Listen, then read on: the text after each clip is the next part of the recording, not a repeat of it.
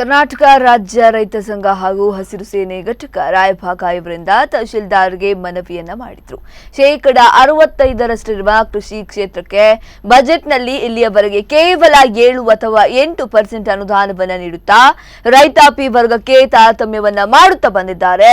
ಬಜೆಟ್ನಲ್ಲಿ ಕೃಷಿ ಕ್ಷೇತ್ರಕ್ಕೆ 25% ಅನುದಾನ ನೀಡಬೇಕು, ಬೆಳೆ ವಿಮಾ ಪರಿಹಾರ ಹಣವನ್ನ ಕೂಡಲೇ ನೀಡಬೇಕು ಮತ್ತು ಜಮಖಂಡಿ ತಾಲೂಕಿನ ತೆರೆದಾಳ ಸಾವರೇನ ಕಾರ್ಖಾನೆಯು ರೈತರಿಗೆ ಪ್ರಥಮ ಕಂತು 21 ಕೋಟಿ ರೂಪಾಯಿ ಕೂಡಲೇ ಕೊಡಬೇಕು. ಸರ್ಕಾರವು ರೈತರ ನೆರವಿಗೆ ಧಾವಿಸಿ ಈ ಹಣವನ್ನ ರೈತರಿಗೆ ನೀಡಲು ಕ್ರಮ ಕೈಗೊಳ್ಳಬೇಕು ಎಂದು ರಾಜ್ಯ ರೈತ ಸಂಘ ಹಾಗೂ ಹಸಿರು ಸೇನೆ ರಾಯಭಾಗ ಘಟಕ ವತಿಯಿಂದ ಸರ್ಕಾರಕ್ಕೆ ಹಕ್ಕೊತ್ತಾಯ ಮಾಡಿದ್ರು.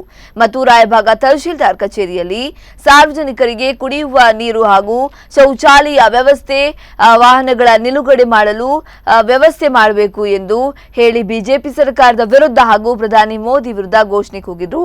ಕೆಲ ಕಾಲ ರೈತರ ಮತ್ತು ತಹಶೀಲ್ದಾರ್ ನಡುವೆ ಮಾತಿನ ಚಕಮಕಿ ಉಂಟಾಯಿತು. ಕೊನೆಗೆ ತಹಶೀಲ್ದಾರ್ ಮನವಿಯನ್ನು ಸ್ವೀಕರಿಸಿದ್ರು.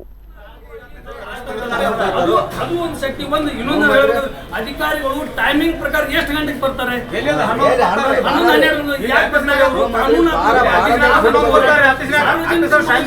ಸಾರ್ವಜನಿಕವಾಗಿ ನೀವು ಸ್ಟ್ರಿಕ್ಟ್ ಆಗಿ ನೀವು ಒಂದು ಆರ್ಡರ್ ಮಾಡಿ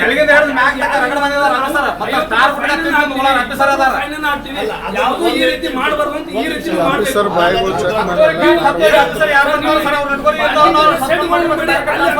ಅಲ್ಲಿ ಗಾಡಿ ಹಚ್ಚಲಿಲ್ಲ, ಇಲ್ಲೇ ಟ್ರಿಲ್ಲರ್ನ ಕ್ರಾಸ್ ಮಾಡಿ ಇಲ್ಲಿ ಮಾಡಿದ್ರೆ ಅವ್ರಿಗೆ ಫೈನ್ ಅಂತ ಇದು ಮಾಡಿ ನೀವು ಇಲ್ಲಿ ಆಡಳಿತಾತ್ಮಕವಾಗಿ ಅಧಿಕಾರಿಗಳಿಂದ ಬೇಜವಾಬ್ದಾರಿ ಮಾಡಿಸ್ತೀರಿ ಅದನ್ನ. ಮೊದಲು ರಿಕ್ವೆಸ್ಟ್ ಮಾಡ್ಕೊಂಡಿದ್ದೀವಿ, ಮನವಿ ಸಲ್ಲಿಸಿದ್ದೀವಿ ಎಲ್ಲರಿಗೂ, ಸಾರ್ವಜನಿಕರಲ್ಲಿ ದಂಡ